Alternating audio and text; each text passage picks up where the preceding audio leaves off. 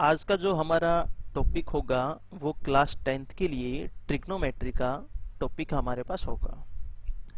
और इस trigonometry chapter के अंदर हम फर्स्टली इस ट्रिग्नोमेट्री कॉन्सेप्ट के बारे में समझेंगे कि ट्रिग्नोमेट्री वर्ड्स का मतलब क्या होता है। सेकेंडली फिर हम ट्रिग्नोमेट्री रेशो के बारे में बात करेंगे कि ट्रिग्नोमेट्री रेशो हमारे पास क्या होते हैं। थर्ड केस के अंदर हमारे पास ट्रिग्नोमेट्री आइडेंटिटीज आएंगी कि ट्रिग्नोमेट्री आइडेंटिटीज हमारे पास कौन कौन सी होती है। और फोर्थ में कुछ ट्रिग्नोमेट्री फॉर्मूले भी आएंगे जिनके बेस पर हम कुछ क्वेश्चनों को हम सोल्व करेंगे। तो जो आपके पास एक्सरसाइज फर्स्ट है, इस एक्सरसाइज फर्स्ट में हम ओनली ऑन ट्रिग्नोमेट्री कॉन्सेप्ट या ट्रिग्नोमेट्री की डेफिनेशन हम समझेंगे कि ट्रिग्नोमेट्री इसकी डेफिनेशन क्या होती है, इस वर्ड का मतलब क्या होता है। और सेकेंडली हम ओनली ऑन ट्रिग्नोमेट्री रेशो के बारे में बात करेंगे। ट्रिग्नोमेट्री आइडेंटिटी जो है और ट्रिग्नोमेट्री के कुछ फॉर्मूले हैं वो हमारे पास सेकंड और थर्ड एक्सरसाइज में यूज होंगे। तो आज हम ओनली ऑन फर्स्ट एक्सरसाइज के बारे में ही बात करेंगे। और जो ट्रिग्नोमेट्री का जो चैप्टर है, इस चैप्टर में से एग्जाम के अंदर 1 नंबर का भी क्वेश्चन आ सकता है, 2 नंबर का क्वेश्चन भी आ सकता है, 4 नंबर का क्वेश्चन भी हमारे से पूछा जा सकता है। तो एग्जामिनेशन पॉइंट ऑफ व्यू से अगर इस चैप्टर को देखा जाए तो ये बहुत ही इंपॉर्टेंट चैप्टर है। और अगर हम कंपटीशन एग्जाम की बात करें तो कंपटीशन एग्जाम में भी ट्रिग्नोमेट्री के ऊपर क्वेश्चन पूछे जाते हैं। तो बच्चों ये बहुत ही इंपॉर्टेंट चैप्टर है, आपने बिल्कुल इसको अच्छे से समझना है। तो बच्चों चलिए हम अपने टॉपिक को स्टार्ट करते हैं बिना टाइम खराब किए हुए बिना। तो सबसे पहले हम ट्रिग्नोमेट्री वर्ड के बारे में समझते हैं कि हमारे पास ट्रिग्नोमेट्री वर्ड क्या होता है। ट्रिग्नोमेट्री बच्चों, जो ट्रिग्नोमेट्री वर्ड जो है ये वर्ड हमारे पास ग्रीक वर्ड के 3 लेटर के कॉम्बिनेशन से बना है। जो फर्स्ट जो है वो हमारे पास है ट्राई, और जो सेकंड जो है वो है हमारे पास गोन, और थर्ड जो है वो है हमारे पास है मेट्रोन। ट्राई का मतलब होता है हमारे पास 3 यानी कि 3। गोन का मतलब होता है हमारे पास है साइड, और मेट्रोन का मतलब होता है मेजरमेंट। मेट्रोन का मतलब होता है बच्चों हमारे पास है मेजरमेंट। यानी कि ट्रिग्नोमेट्री जो वर्ड है, ये ट्रिग्नोमेट्री वर्ड किसी भी ट्रायंगल के एंगल और साइड्स के बीच में रिलेशन डिफाइन करता है। से हमने ये एक ट्रायंगल ली ए, बी और सी।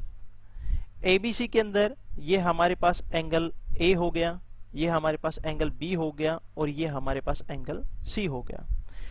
तो ट्रिग्नोमेट्री बच्चों हमारे पास से मैथमेटिकल ब्रांच का एक ऐसा कॉन्सेप्ट है जो ट्रायंगल की साइड्स और एंगल के बीच में हमारे पास क्या डिफाइन करता है, एक रिलेशन डिफाइन करता है। लेकिन बच्चों इस चैप्टर के अंदर, in this chapter we will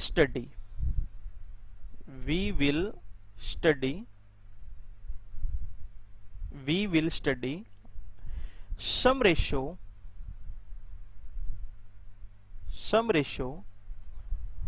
of the sides of a right triangle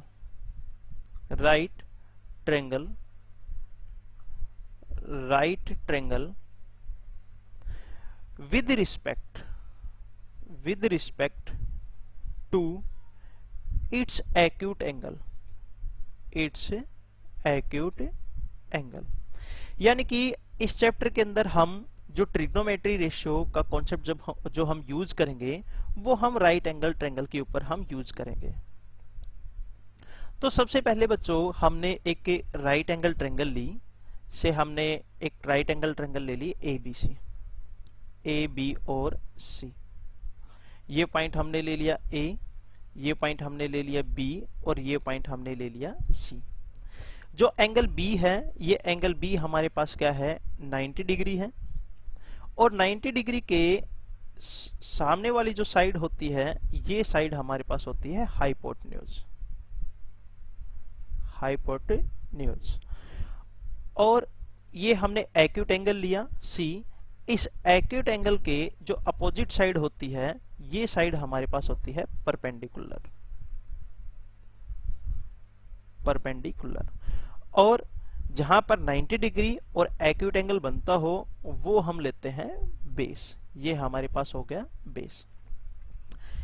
इस चैप्टर के अंदर बच्चों हमारे पास से ट्रिग्नोमेट्री रेशियो के लिए एंगल के बारे में जानना आपको बहुत ही जरूरी है, क्योंकि एंगल्स के अकॉर्डिंग ही हम किसी भी राइट एंगल ट्रायंगल्स में हम बेस, परपेंडिकुलर और हाइपोटेन्यूज को ही आइडेंटिफाई कर पाएंगे।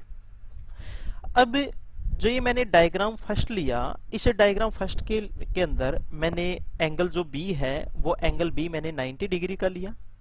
और एंगल सी जो है, ये एंगल सी मैंने एक्यूट एंगल लिया। ये मेरे पास है एक्यूट एंगल। ये जो साइड है एसी साइड, यानी कि 90 डिग्री के अपोजिट साइड जो साइड होगी हमारे पास है, वो हमारे पास ऑलरेडी हाइपोटेन्यूज होगा, यानी कि कर्ण होगा। और एक्यूट एंगल के अपोजिट साइड जो हमारे पास एक्यूट एंगल की जो सामने वाली जो साइड होगी, या इस एंगल की अपोजिट जो साइड होगी, वो साइड हमारे पास होगी परपेंडिकुलर, यानी कि लंब। और बी सी, ये जो हमारे पास साइड होगी, ये साइड हमारे पास होगी बेस, जहां पर हमारे पास एक एक्यूट एंगल और 90 डिग्री एंगल हमारे पास होगा। अब मान लो बच्चों मैंने एक डायग्राम सेकंड लिया। इसे डायग्राम सेकंड के अंदर मैंने यही ट्रायंगल ले ली ए बी और सी। यही राइट एंगल ट्रायंगल ली मैंने ए बी और सी। ये पॉइंट मैंने ए ले लिया, ये पॉइंट मैंने बी लिया और ये पॉइंट मैंने सी लिया। अब इसके अंदर मैंने एक तो एंगल ये हमारे पास ऑलरेडी है 90 डिग्री। 90 डिग्री के सामने वाली जो साइड होती है, ये हमारे पास होती है हाइपोटेन्यूज। और यहां पर ये मैंने एक्यूट एंगल लिया ए। तो अब इस एंगल ए के सामने वाली जो साइड होगी, ये हमारे पास होगा परपेंडिकुलर। और जो ए बी जो साइड होगी, अब ये ए बी साइड हमारे पास क्या होगी, बेस। तो आपको इस कॉन्सेप्ट के बारे में बच्चों बहुत ही अच्छे से मालूम होना चाहिए। मैंने आपको यहां पर बताया भी है कि आपके पास किसी भी राइट एंगल ट्रायंगल के अंदर बेस, परपेंडिकुलर और हाइपोटेन्यूज हमारे पास कौन कौन से होते हैं।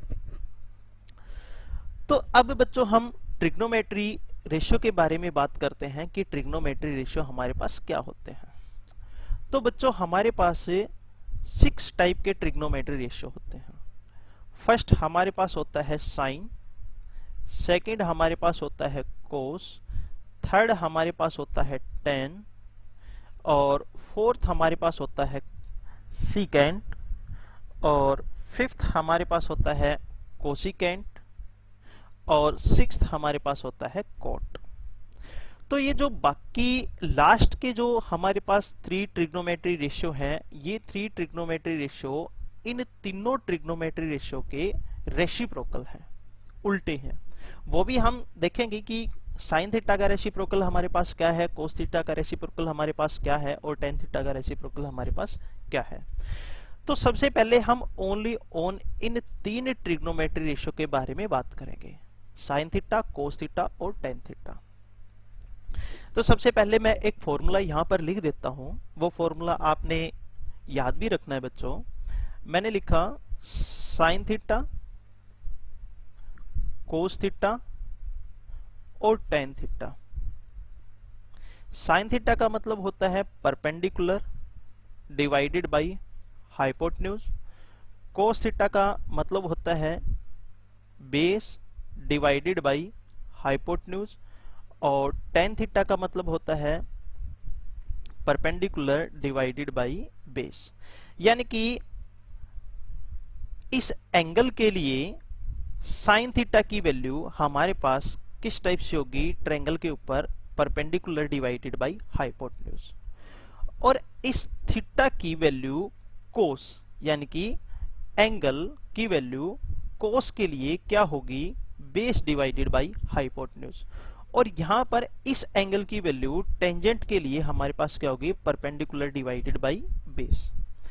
तो यहां पर हमने ये एक फॉर्मूला कंस्ट्रक्ट किया, इसको याद रखने के लिए एक जो मैंने सेल्फ जो एक फॉर्मूला है मेरे पास, वो मैंने क्या बना रखा है कि पाकिस्तान भूखा प्यासा, हिंदुस्तान हरा भरा। मैंने लिखा साइन थीटा, कोस थीटा और टेन थीटा। मैंने लिख दिया पाकिस्तान भूखा प्यासा, हिंदुस्तान हरा भरा। तो मैंने इस टाइप से इसको याद कर रखा है कि साइन थीटा किसके इक्वल होता है, कोस थीटा किसके इक्वल होता है, और हमारे पास टेन थीटा किसके इक्वल होता है। तो बच्चों यहां पर मैंने एक ट्रायंगल ली, सबसे पहले ए बी और सी, मैंने एक राइट एंगल ट्रायंगल ली, एक समकोण त्रिभुज लिया। This one is the A point, this one is the point B and that one is the point C. Angle B जो है, ये एंगल बी हमारे पास 90 डिग्री है, और इस 90 डिग्री के सामने वाली जो साइड होती है वो हमारे पास होती है हाइपोटेन्यूज। ये हमारे पास यहाँ पर ये एंगल मैंने सी लिया, एक्यूट एंगल है, तो ये हमारे पास हो गया बेस, और ये हमारे पास हो गया परपेंडिकुलर। तो जब हम यहां पर एंगल सी के लिए साइन की जो वैल्यू निकालेंगे तो वो हमारे पास क्या होती है, perpendicular divided by hypotenuse. Perpendicular हमारे पास क्या है, ए बी, तो हम क्या लिखेंगे, ए बी डिवाइडेड बाई, और हाइपोटेन्यूज हमारे पास कितना है, ए सी है। उसी टाइप से अगर हम यहां पर कोस सी की वैल्यू निकालेंगे, यानी कि एंगल सी के लिए कोस की वैल्यू क्या होगी, वो हमारे पास होती है base divided by hypotenuse. Base हमारे पास क्या है, बी सी, और हाइपोटेन्यूज हमारे पास क्या है, ए सी। उसी टाइप से अगर हम टेन सी की वैल्यू निकालेंगे तो टेन सी हमारे पास क्या होता है, perpendicular divided by base. Perpendicular हमारे पास क्या है, ए बी है, तो हमने लिखा ए बी, और बेस हमारे पास क्या है, बी सी है। उसी टाइप से अगर मैं एक और राइट एंगल ट्रायंगल लेता हूं, से मैंने ये एक सेकंड राइट एंगल ट्रायंगल ली, यहां पर मैंने इसका नाम दे दिया पी क्यू और आर। अब ये मेरे पास एक्यूट एंगल गिवन है, ये मेरे पास 90 डिग्री का एंगल है, यानी कि राइट एंगल है। अब इसमें मैंने अगर साइन पी की वैल्यू निकालनी है, यानी कि एंगल पी के लिए साइन की वैल्यू क्या होगी, वो हम किस टाइप से निकालते हैं, परपेंडिकुलर डिवाइडेड बाई हाइपोटेन्यूज। अब जो पी आर जो साइड है, ये पी आर साइड हमारे पास होगी हाइपोटेन्यूज, पी क्यू हमारे पास बनेगा बेस, और क्यू आर हमारे पास बनेगा परपेंडिकुलर। तो उसी टाइप से बच्चों परपेंडिकुलर हमारे पास क्या हो गया, क्यू आर, और हाइपोटेन्यूज हमारे पास क्या हो गया, पी आर। उसी टाइप से हम कोस पी की वैल्यू निकालेंगे, कोस पी हमारे पास क्या होता है, बेस डिवाइडेड बाई हाइपोटेन्यूज। अब बेस हमारे पास क्या है, पी क्यू, बेस है हमारे पास पी क्यू, और हाइपोटेन्यूज हमारे पास क्या है, पी आर है। उसी टाइप से बच्चों हम टेन पी की वैल्यू निकालेंगे, टेन पी हमारे पास क्या हो जाएगा, वो हो जाएगा perpendicular divided by base. Perpendicular हमारे पास क्या है, क्यू आर है, और बेस हमारे पास कितना है, पी क्यू है। तो ये बच्चों जो ट्रिग्नोमेट्री का जो कॉन्सेप्ट है, ये एंगल और साइड्स के बीच में हमारे पास एक रिलेशन डिफाइन करता है। तो फर्स्ट एक्सरसाइज के अंदर हमारे पास इसी टाइप के क्वेश्चन पूछे जाएंगे कि कोई एक एक्यूट एंगल हमारे पास गिवन मिलेगा, साइड्स हमारे पास गिवन मिलेंगी, बस हमने उन वैल्यूज को इन फॉर्मूले के अंदर पुट करना है।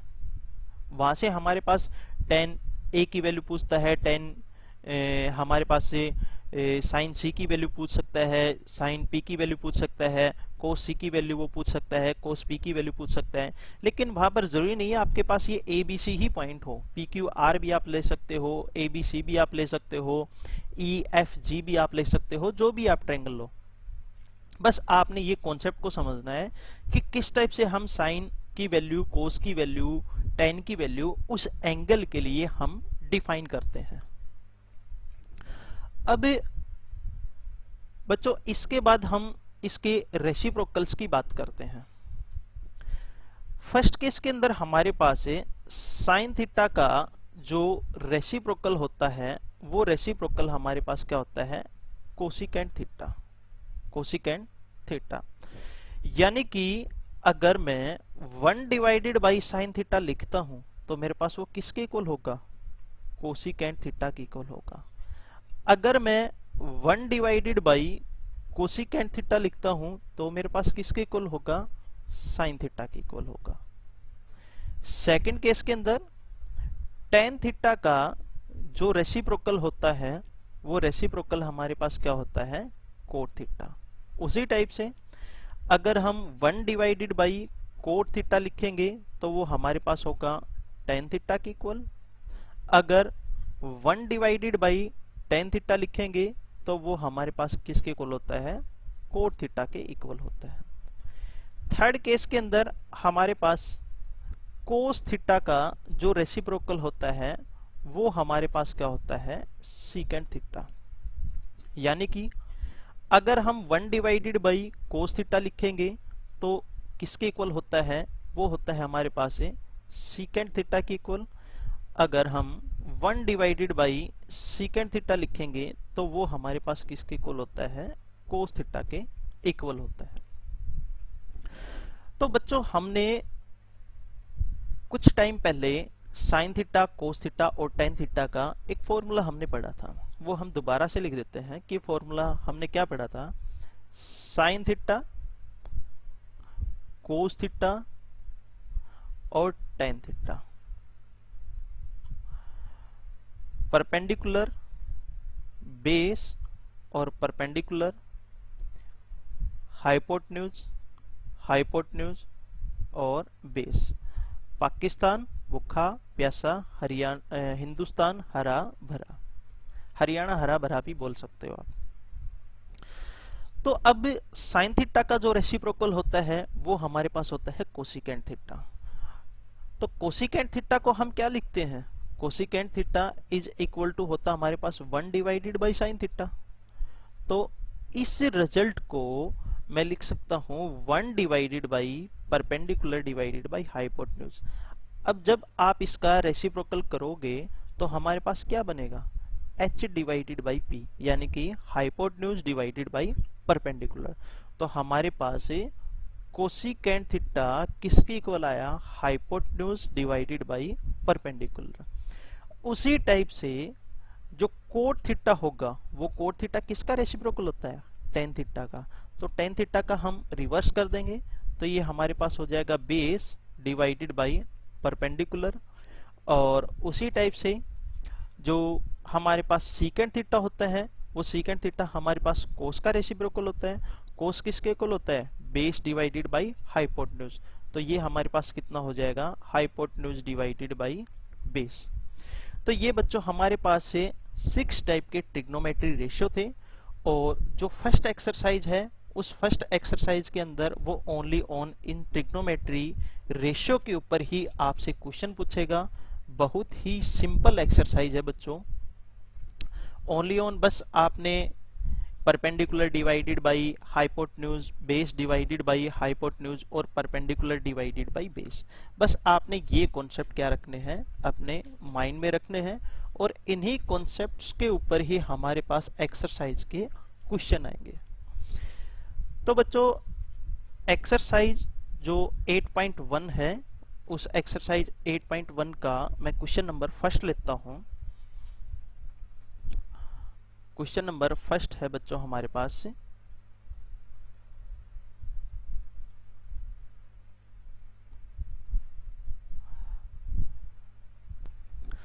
तो बच्चों अब हमारे पास एक्सरसाइज 8.1 एक्सरसाइज 8.1 का क्वेश्चन नंबर फर्स्ट है। क्वेश्चन नंबर फर्स्ट क्या है बच्चों हमारे पास, in triangle ABC, in triangle ABC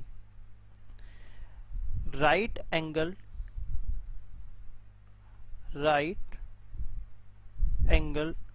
eight A B, यानी कि एंगल B जो है ये एंगल बी हमारे पास कितने डिग्री का है, 90 डिग्री का है। And A B is equal to 24 centimetre and B C is equal to 7 centimetre. Then find the values of, first case के अंदर हमने किसकी वैल्यू निकालनी है, साइन सी की वैल्यू निकालनी है, सॉरी साइन ए की वैल्यू हमने निकालनी है। After that find the value of cos A, और सेकंड रिजल्ट के अंदर बच्चों हमने साइन सी की वैल्यू निकालनी है, और इसके बाद हमने किसकी वैल्यू निकालनी है, कोस सी की वैल्यू निकालनी है।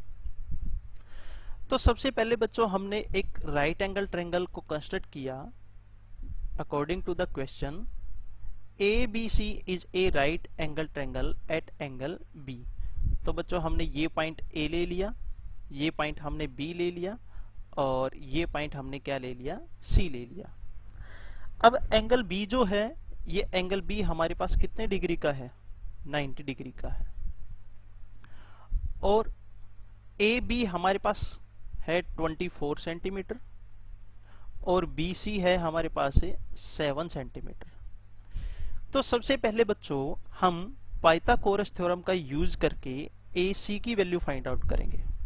पाइथागोरस थ्योरम हमारे पास क्या होती है, हाइपोटेन्यूज का square is equal to base का स्क्वायर और प्लस में कितना आएगा, परपेंडिकुलर का स्क्वायर।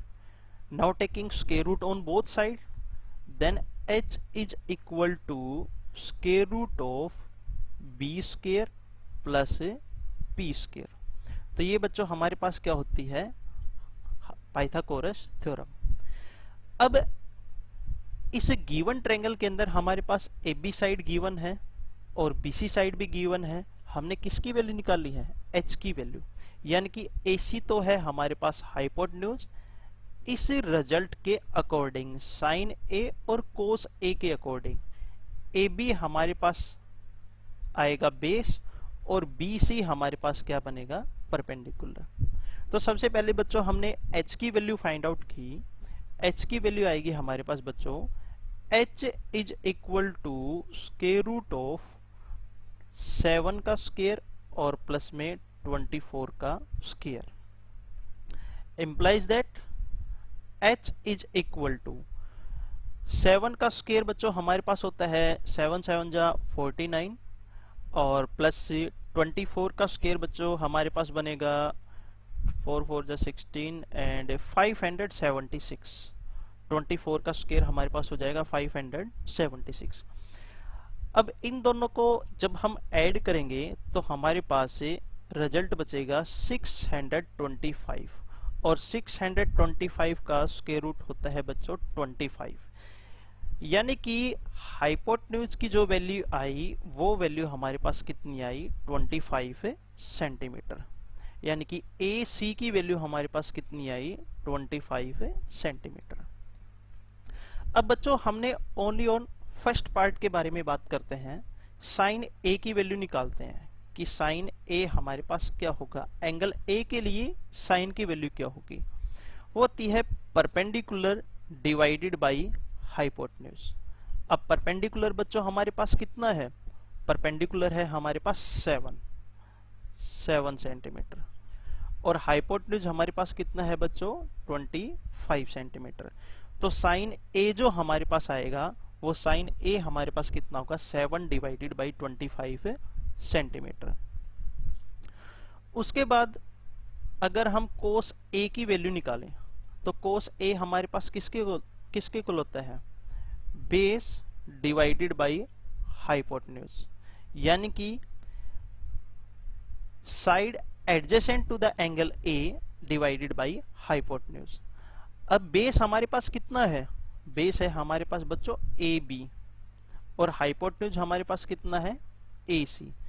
AB की वैल्यू कितनी है हमारे पास, 24 सेंटीमीटर, और AC की वैल्यू हमारे पास कितनी है, 25 सेंटीमीटर। तो कोस A हमारे पास कितना हुआ, 24 डिवाइडेड बाई 25 सेंटीमीटर। अब बच्चों हम साइन C की बात करते हैं सेकंड पार्ट में। सेकंड पार्ट में हमने साइन C की वैल्यू निकालनी है। तो एंगल सी के लिए साइन की वैल्यू क्या होगी, वो होती है हमारे पास परपेंडिकुलर डिवाइडेड बाय हाइपोटेन्यूज। लेकिन यहां पर हमारे पास बेस और परपेंडिकुलर के अंदर चेंज होगा। क्यों? अब हम एंगल सी, इस एक्यूट एंगल के बारे में बात कर रहे हैं।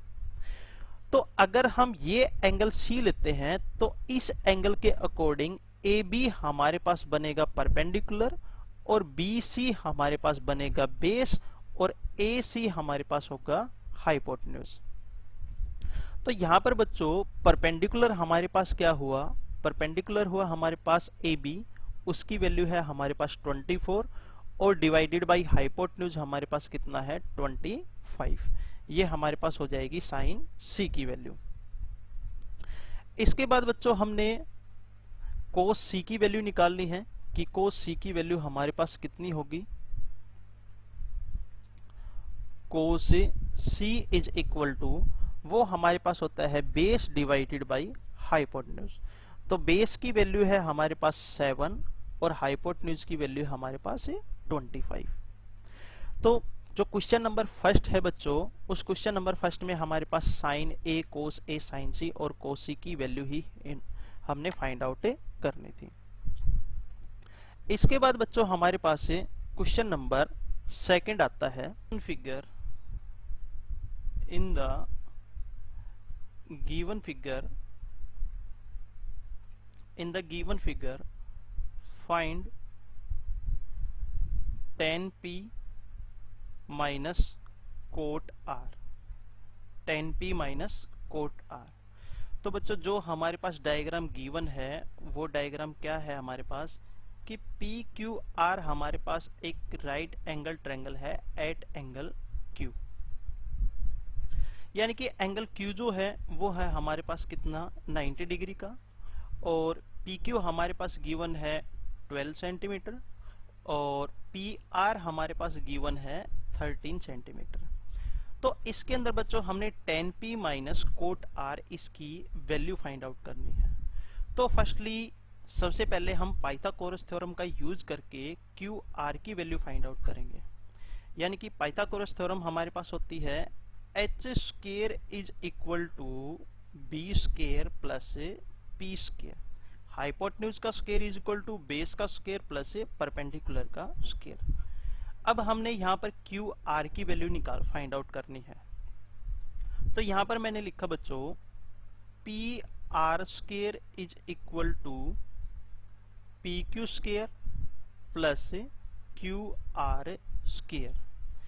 पी क्यू की वैल्यू हमारे पास कितनी है 13 का, यानी कि 13 का square is equal to 12 square और प्लस क्यू आर स्क्वायर। अब बच्चों यहाँ पर हमने क्यू आर की वैल्यू फाइंड आउट करनी है। तो 13 का स्क्वायर हमारे पास होता है 169 और 12 का स्क्वायर हमारे पास होता है 144 और प्लस में क्यू आर स्क्वायर।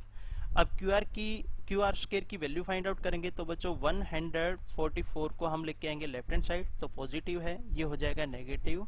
तो जब हम इसको सब्ट्रैक्ट करेंगे तो हमारे पास रिजल्ट बचेगा 25। एम्प्लाइज दैट, इसका मतलब क्यू आर स्क्वायर हमारे पास किसके को लाया 25, taking square root on both side, then the value of Q R is equal to 5 centimetre. यानी कि क्यू आर की वैल्यू हमारे पास कितनी आई 5 सेंटीमीटर। अब हम सबसे पहले बच्चों tan p की वैल्यू फाइंड आउट करेंगे। tan p की वैल्यू tan p, तो अब हमने यही ट्रायंगल यहाँ पर कंस्ट्रक्ट की, ये राइट एंगल है Q और ये पॉइंट हमने लिया बच्चों P और ये पॉइंट हमने लिया R। इस एंगल के लिए हमने tan P की वैल्यू फाइंड आउट करनी है और tan थीटा हमारे पास होता किसके इक्वल है, वो होता है हमारे पास परपेंडिकुलर डिवाइडेड बाई बेस। अब इस एंगल के अकॉर्डिंग ये तो हमारे पास बनेगा परपेंडिकुलर, ये होगा हाइपोटेन्यूज और ये हमारे पास होगा बेस। तो इसका मतलब परपेंडिकुलर की वैल्यू हमारे पास कितनी आई 5 सेंटीमीटर, ये है 5 सेंटीमीटर और h की वैल्यू है हमारे पास 13 सेंटीमीटर और ये PQ यानी कि बेस की वैल्यू हमारे पास कितनी होगी 12 सेंटीमीटर। तो 10p हमारे पास किसके इक्वल होगा, परपेंडिकुलर डिवाइडेड बाई बेस, यानी कि परपेंडिकुलर कितना हमारे पास 5 और डिवाइडेड बाई 12 सेंटीमीटर। अब इसके बाद बच्चों हमने किसकी वैल्यू निकालनी है, कोट आर की वैल्यू फाइंड आउट करनी है, कोट आर की। तो कोट किसका रेसिप्रोकल होता है हमारे पास, tan r का। कोट आर हमारे पास tan r का रेसिप्रोकल मिलेगा। तो बच्चों सबसे पहले मैंने एक बार दोबारा से रफली एक राइट एंगल ट्रायंगल यही मैंने ड्रॉ की। ये मेरे पास राइट एंगल हो गया Q और ये पॉइंट हो गया मेरे पास P और ये पॉइंट हो गया मेरे पास R। अब इस एक्यूट एंगल के लिए मैं सबसे पहले tan की वैल्यू निकालता हूं, यानी कि tan r की वैल्यू फाइंड आउट करता हूं। tan r मेरे पास क्या होगा, परपेंडिकुलर डिवाइडेड बाई बेस। अब मेरे पास ये तो बनेगा बेस और ये बनेगा परपेंडिकुलर और ये मेरे पास होगा हाइपोटेन्यूज। यानी कि परपेंडिकुलर मेरे पास PQ की कितनी वैल्यू दे रखी है, वो दे रखी है मेरे पास 12 और बेस की वैल्यू मेरे पास कितनी दे रखी है, वो दे रखी है 5। अब बच्चों यहां पर मेरे पास tan r मेरे पास किसके इक्वल आया, tan r मेरे पास इक्वल आया 12 डिवाइडेड बाई 5। तो कोट r क्या होगा, 5 डिवाइडेड बाई 12, यानी कि रेसिप्रोकल, tan r का रेसिप्रोकल मिलेगा हमारे पास। तो जब हम इन दोनों वैल्यूज को इस रिजल्ट में पुट करेंगे, यानी कि tan p की वैल्यू हमारे पास आई है 5 डिवाइडेड बाई 12 और नेगेटिव साइन, कोट r की भी वैल्यू हमारे पास आई है 5 डिवाइडेड बाई 12। दोनों रिजल्ट हमारे पास सेम है, दोनों एक दूसरे से कैंसिल आउट होकर हमारे पास रिजल्ट क्या आएगा, 0। तो इस 8.1 एक्सरसाइज के बच्चों आपने क्वेश्चन नंबर 5 तक ट्राई करके देखने हैं। अगर आप इससे ज्यादा कर पाएं तो बहुत ही अच्छा है, नहीं तो कल हम इस एक्सरसाइज के बाकी जो बचे हुए क्वेश्चन हैं 6, 7, 8, 9, 10 और 11 इन क्वेश्चन को समझेंगे।